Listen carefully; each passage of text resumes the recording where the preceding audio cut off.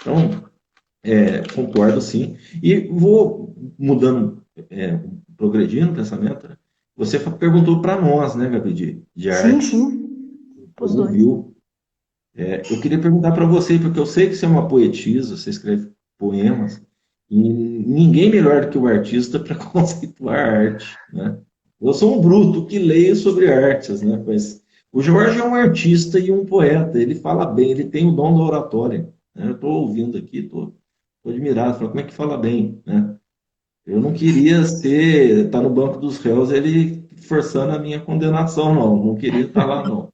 Porque eu sei que Saudade de fazer júri falando nisso. Eu gosto de o George, eu não queria estar no banco dos réus, porque eu sei que o sol ia nascer quadrado mesmo, é tão certo quanto o dia seguinte. Porque a capacidade dele é fenomenal, né? Isso eu falo com propriedade, porque os assuntos da linguagem me preocupam desde quando eu comecei a estudar. Sou um estudioso da linguagem. Então, e você, Gabi, o que, que você traz para nós, seu conceito, sua visão particularista, sem medo, sem Sim, amarra, sim. por trás, né? O que, que é arte para você? Então, para mim, Alexandre, a arte, ela é uma manifestação realmente cultural, mas ela deve ser, como bem trazido por George e por você também, ela deve ser construída através de bons hábitos. Então, eu não acredito na relativização, até mesmo olho com muita tristeza a dessacralização do belo, do bom, do justo. Hoje em dia a gente tem tribunais no Facebook, tribunais no Instagram, né? É, Então, pessoas que se arboram no direito de dizer o que é justo e os começam a reis, relativizar os reis, exatamente. E em nome de saber dizer que sabe o que é a justiça, eles relativizam a justiça para que ela fique maleável. E como já bem trazido, né, por Aristóteles, o bom, o belo e o justo, é isso? O justo, o bom, o belo e o o justo, bom, o né? belo e o justo. Exatamente. Se a gente não tem a capacidade de se alegrar com o belo, não tem a capacidade de se emocionar com a justiça sendo feita, como é que a gente vai enxergar a arte? Porque dentro da arte tem também a robustez do nosso senso de justiça.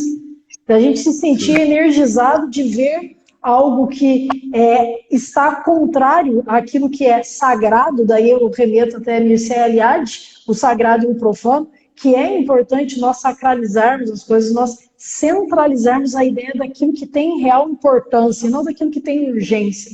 Então, eu acho que hoje em dia, Alexandre, a arte tem sido muito urgente. E como bem colocado também pelo George, em relação a letras e músicas, eu até vi que tem um colega que comentou a respeito até o comentário que das camadas sociais diferentes também surgem outros tipos de arte diferente. Mas o que nós estamos falando, até para o colega, obrigado pela participação, não é se essa manifestação de arte ela vem da mais alta cultura acadêmica, como citado Wagner, como citado, ou se vem daquela pessoa que já tem aquela cultura inata. Então, nós não estamos dizendo que, por exemplo, um sertanejo não tenha uma cultura, nós não estamos dizendo que uma pessoa mais simples que não teve acesso aos bancos acadêmicos, ela não pode ter acesso a todo o brilho que há em reconhecer o belo e se emocionar com o que é justo. Só que quando existe a deturpação e quando existe a objetificação da arte, nós já não estamos mais falando do bom, do belo e não estamos agindo com justiça. É Eu assim que penso eu vejo, assim, meu primo. Gabi. Não, não, perfeito.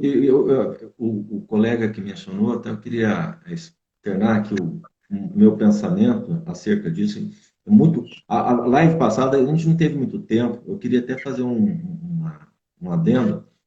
A literatura folclórica, ela é riquíssima. E é dela que parte a literatura clássica, é dela que parte as artes dito eruditas, né? Se a população brasileira tivesse conhecimento da riqueza do nosso folclore, para além de Saci Pererê, Cuca e Boitatá, para além de, e com eles também, estava ótimo. Nós seríamos um país de primeiro mundo. Olha a literatura cordelista do Nordeste e também de São Paulo. tem a literatura de cordel também é de São Paulo, do estado de São Paulo, Patativa do Assaré, no Ceará, em que esses belíssimos poemas foram incorporados pela música sertaneja raiz. Não é o sertanejo universitário, não. O problema do sertanejo universitário é que o pessoal nunca consegue colar grau, porque sempre é universitário, 30 anos cantando a mesma coisa. Fala de Arrastando celular, de chifre amor, no de chão, tudo. né? Não fala de um sabiá, No não fala de um asfalto. pode ter, não fala de um ranger de carro de boi, porque a madeira do angico promove aquele efeito sonoro. Não fala de um corgo, ou córrego, né? Não fala de uma gruta, de uma grota. Verdade. Não fala de um tatu, né? Não fala de uma emboscada. Não fala de uma assombração. Nem assombração tem mais, gente. Tem zumbi. Olha que coisa mais sem graça o tal do zumbi.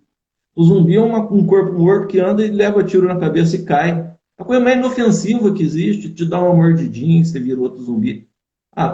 Pelo amor de Deus, não tem mais os causos de assombração. Se existisse, tá bom. O problema é associar essa cultura que coisifica o belo, o bom, o justo, a extrato social econômico. Não é isso que a gente está falando, não. Pelo contrário, essa cultura que está coisificando a mulher há muito tempo, reificando a mulher, objetificando a mulher, né? E eu não vou falar nem a mulher, eu vou falar os glúteos da mulher.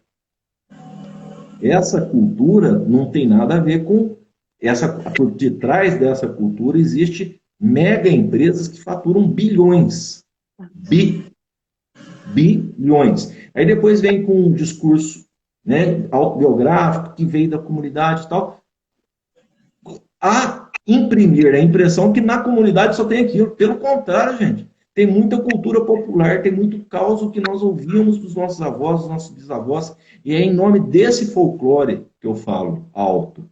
Tem que se conhecer a obra 120 livros de Luiz da Câmara Cascudo. Tem que se conhecer os 120 livros para conhecer folclore. Tem que ler obras e tem que conversar com os velhos.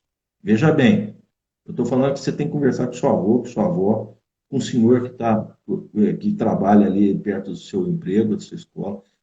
Os velhos são uma biblioteca viva e pulsante. Porque quanto mais o camarada vive, por menos que ele se preocupe em aprender, ele tem muito a ensinar. Tem que se conversar com jovens também. Mas hoje nós vemos assim, parece que é uma percepção de que não existe a morte, né? Nós sempre seremos jovens, ricos, investidores de criptomoedas, né? Coaches, e vamos para Dubai e sempre ficaremos com as nossas peles bem esticadas, não haverá flacidez, ninguém estará sujeito à lei universal do maracujá, que tudo murcha. Eu criei essa lei universal. Eu, com inveja de Newton, eu falei assim, todo corpo tende a tornar-se um maracujá em fim de feira. Todo corpo humano tende a tornar-se um maracujá em fim de feira. É a lei da gravidade, ninguém escapa a ela, só fora da estratosfera, né? Então, a cultura popular não se assemelha ao que a gente vê hoje com o discurso que veio não se assemelha. Tem muita cultura que vem na mídia que fala que veio da periferia, e veio mesmo, é legal, e a gente bate palma. O problema é que quem tem mais dinheiro para pagar tempo de mídia fala mais da sua arte, né? E muitas vezes a arte que se está falando com predomínio é uma arte que movimenta bilhões e não agrega àquele que recebe essa arte. Não agrega nada, pelo contrário, né? É isso que eu penso sobre a dicotomia, extrato social, arte, tudo. Seria um tema muito legal para novos encontros, para a gente falar sobre folclore, que é um assunto totalmente apartado da literatura, mas com ele conversa também, né? Com certeza. Assim Com certeza. Perfeito. Pessoal, eu quero ouvir agora dos dois. Nós nos imbuímos, né? Nós nos incumbimos de ler o Sermão do Bom Ladrão. Eu quero saber de vocês dois, quem é o bom e quem é o mau ladrão? E a quem Padre Antônio Vieira está pregando? A quem ele prega, pessoal? Jorge, par ou ímpar é o que você fala. A Gabriela agora apertou as correias, viu? Porque a resposta assim, é difícil. Comece aí, Alexandre, puxa a fila aí, vai. Tá bom, então eu vou começar os trabalhos, tá? Começa a batucada aí, vai. Eu vou abrir os trabalhos. Olha só, muito bom. Vamos falar agora específico de um universo de 200 sermões, tá?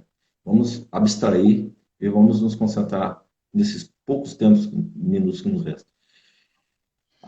Quem é o bom ladrão?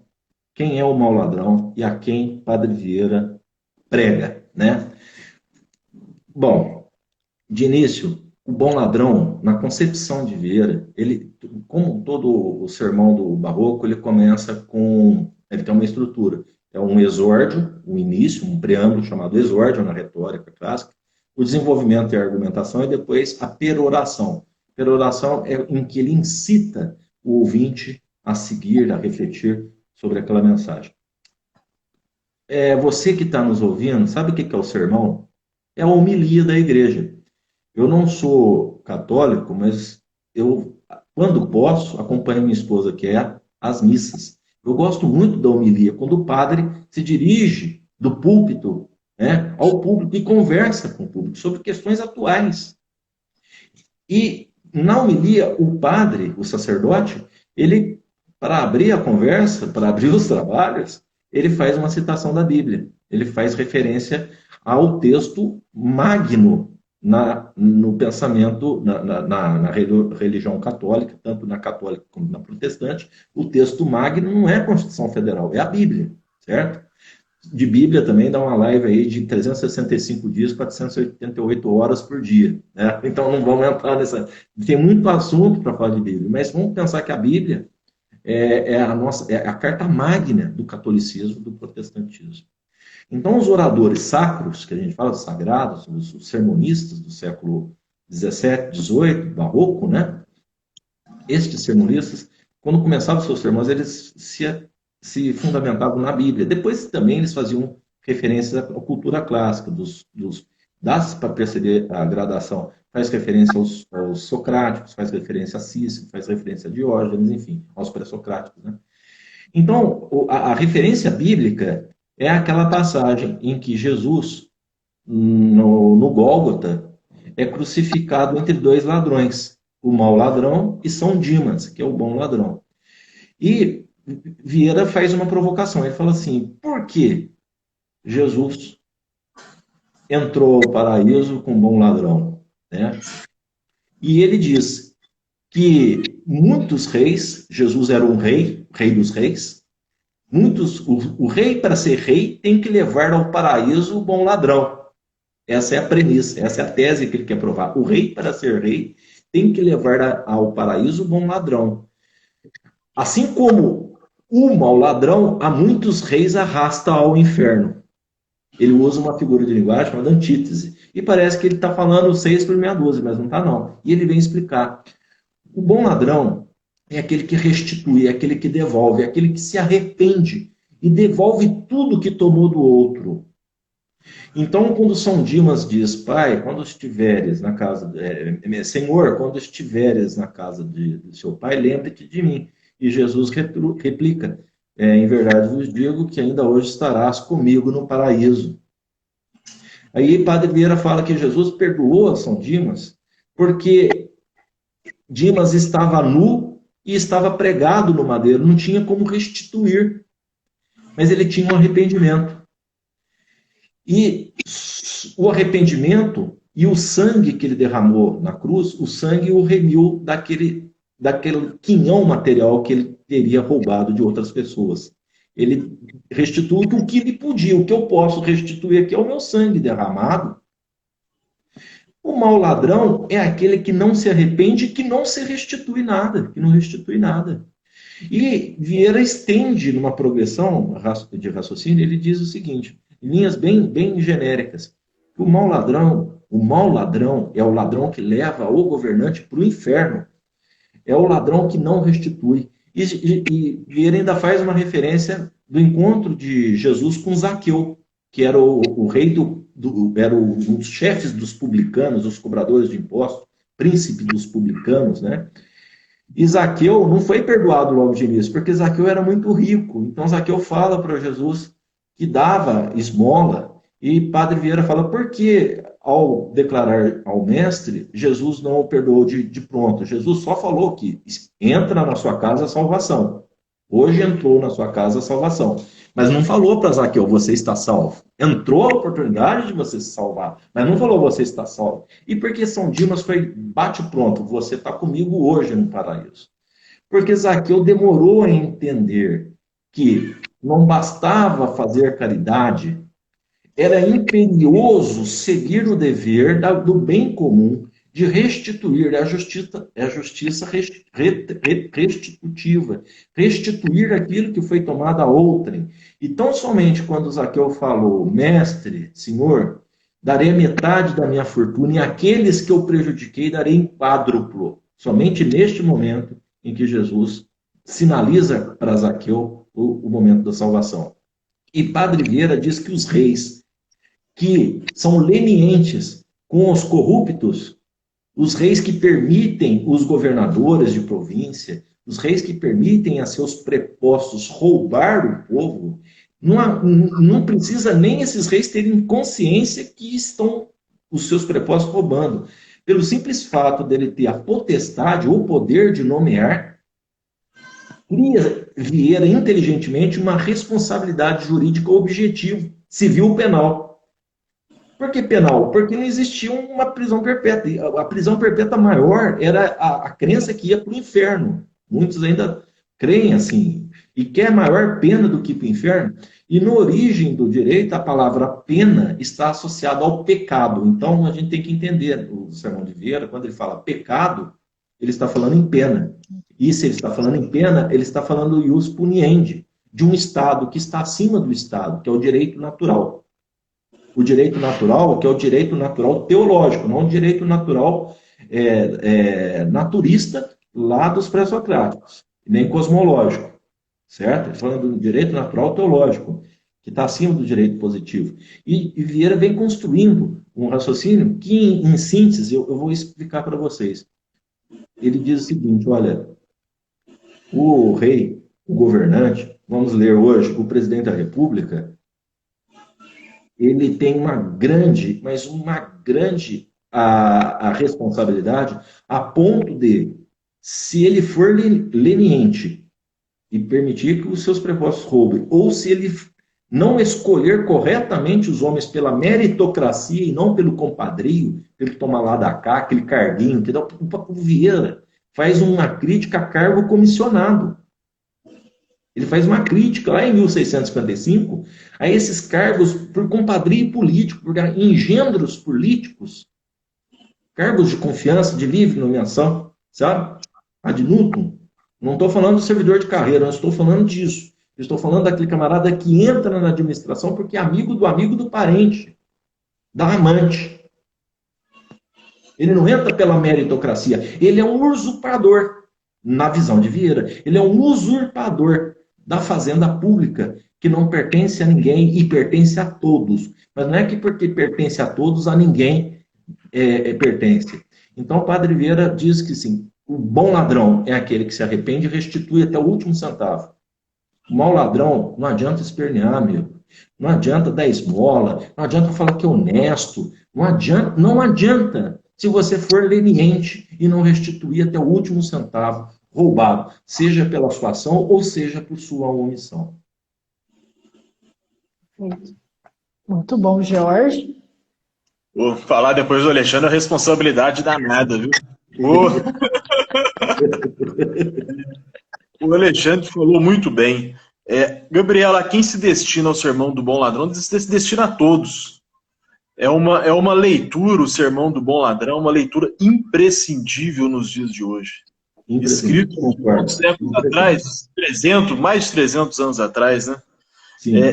É uma leitura imprescindível a todos. Então, a quem se destina a quem se destina o sermão do bom ladrão? A toda pessoa que quer entender a própria realidade, quer entender a vida e quer entender também o pensamento cristão.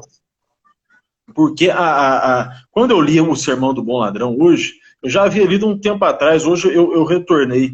Eu vi que seria uma tarefa hercúlea tentar dissecar uma quantidade de situações, de chaves interpretativas e simbólicas dentro do sermão do bom ladrão. Mas eu preciso vamos partir de uma premissa, a partir de duas premissas. O cristianismo como uma religião, uma metafísica do perdão, e o cristianismo como uma metafísica também da redenção. O cristianismo permite a redenção. O cristianismo ele permite o perdão. Então, o bom ladrão e o mau ladrão novamente, utilizando aqui as palavras do Alexandre, que foi absolutamente preciso. Aquela pessoa que se arrepende e restitui, ele é um bom ladrão. Ele é um bom ladrão. Ele garantido o perdão, porque o cristianismo é uma metafísica do perdão. O cristianismo ele não foge, não existe cristianismo sem o perdão. E também não existe o cristianismo sem a redenção do próprio ser humano. O ser humano que principalmente se arrepende daquilo que faz. Eu não vou entrar aqui na questão de aplicação da pena, ou sociedade como sistema fechado, um sistema regido por leis e por normas, porque senão a gente iria fugir do aspecto simbólico da obra, que foi lá o nosso mote inicial desse webinário. Então, leitura a todos, leitura atualíssima, leitura, eu diria até imprescindível, e leitura para que a gente possa entender o cristianismo como perdão e como redenção. Então, aquele que se arrepende, aquele que restitui, aquele que se arrepende, restitui até mesmo com o próprio sangue, né, Alexandre, que teve o sangue derramado ali do lado de Jesus, a ele também é garantido a entrada no reino de Deus, ou no reino da redenção. Não fiquem não se restringe a percepção ao reino de Deus, ao céu, como uma percepção física da situação, mas o reino de Deus como o perdão em si, como a redenção dentro da própria vida, que os seres humanos buscam essa redenção. O Alexandre citou a questão de júri, oratória de júri. Nos meus júris, eu defendo essa ideia, Alexandre, e ainda não encontrei nenhum réu sentado, principalmente em júris, que não queira ser punido, que não queira redenção. Nunca encontrei. Falo com a mais absoluta sinceridade, e eu falo isso no júri. O indivíduo que está ali sentado, o culpado, o que derramou o sangue de um igual, ele quer sim a redenção. Ele quer sim pagar pelo mal que ele fez, porque ele matou um semelhante, um outro ser. Voltando ao início da nossa... Voltar ao início é bom, né? Voltando ao que havíamos dito, o ser humano não é só carne. O ser humano é metafísico, é a representação do divino. Então, aquele que comete um ato contrário, seja a essa lei natural, seja a lei dos homens, a ele precisa ser garantida a redenção. A ele precisa ser garantido o arrependimento e o perdão em virtude disso.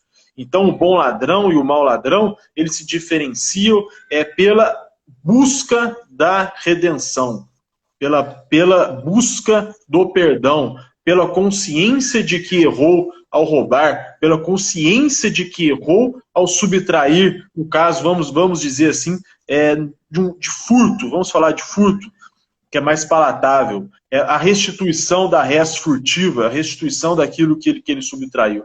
Então, para a gente entender o sermão do bom ladrão, a gente não pode se prender aos nossos esquemas jurídicos, porque senão a gente pode entrar aqui numa interpretação abolicionista, e essas besteiras aí que alguns operadores do direito falam, essas coisas, essas porcarias que eles falam.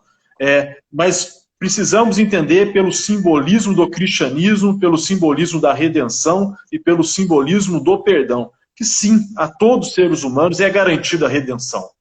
Injúries é quando a gente quando estou fazendo sustentando a acusação, quando é o caso de sustentar a acusação, eu sinto que no ser humano que está sentado ali no banco dos réus, nunca vi nenhum em que eu olhasse nos olhos, por mais frio que fosse o ser humano, no fundo ele quer sim a sua redenção, ele quer sim pagar por aquilo que fez, e ele sabe que vai pagar, ou nesse plano, ou em outros planos, para quem acredita. Então o sermão do bom ladrão é o sermão do perdão, é o sermão da redenção, mas para aquele que se arrepende, para aquele que busca o perdão e para aquele que restitui, ainda que com o próprio sangue, ainda que com a própria vida, a pessoa precisa do perdão.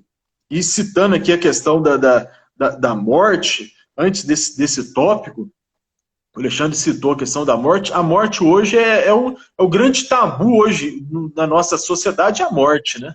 As pessoas não querem realmente envelhecer, as pessoas pensam-se eternas, as pessoas se iludem com essa evolução da nossa qualidade de vida, sim, visível, que a morte não vai chegar. A morte tornou-se um tabu. Não, a morte, ela não é um tabu. A morte, ela está presente na nossa vida, no aspecto simbólico quando nós vamos dormir, até a morte física realmente não pode ser tabu. A gente precisa encarar a morte de frente. E nós precisamos sim buscar a redenção antes da morte física. Buscar o perdão, buscar redimir os nossos erros através do perdão sincero. E só, esses dias eu estava ouvindo uma palestra de um professor já falecido, mas que tem uma série de palestras no YouTube, excelente, indico a todos. Chama José Munir Nasser. É muito bom, excelente, um crítico literário ímpar. Pena que morreu cedo, economista também. E ele diz que um dos exercícios que a gente tem que fazer é escrever o que a gente vai querer que esteja escrito na lápide do nosso túmulo. Com a mais absoluta sinceridade. O que a gente quer que esteja escrito ali? O que será escrito na lápide? Na nossa lápide, quando morrermos? É um exercício muito importante. A gente, dentro da mais absoluta sinceridade, você consigo mesmo, pensar o que você quer que esteja escrito lá. Assim você vai direcionar a sua vida, você vai saber se você está levando uma vida como ser humano, ou você está levando uma vida apenas materialmente para satisfação dos prazeres sensoriais, apenas e tão somente. Ou está relegando toda a sua potencialidade de humano. Então é isso. Cristianismo, para se ler o Sermão do Bom Ladrão, preciso ler ainda vou ler ainda várias vezes durante a minha vida. A gente pode até fazer depois um bate-papo aí só sobre o Sermão do Bom Ladrão, conversei com o Alexandre sobre, porque tem muita coisa que dá para tirar dali, legitimidade de poder estatal, legitimidade de cobrança de tributo, muita coisa ali, punitivismo, arrependimento, redenção, tudo. Mas a necessidade de buscar-se o perdão, a necessidade de buscar a redenção pelos próprios erros que todos, como seres humanos, cometemos, é imprescindível como farol da nossa existência. Acho que é isso que a quem se destina o bom ladrão. Quem é o bom e o mau ladrão é esse, aquele que busca a redenção, busca o perdão sincero, e a redenção como farol.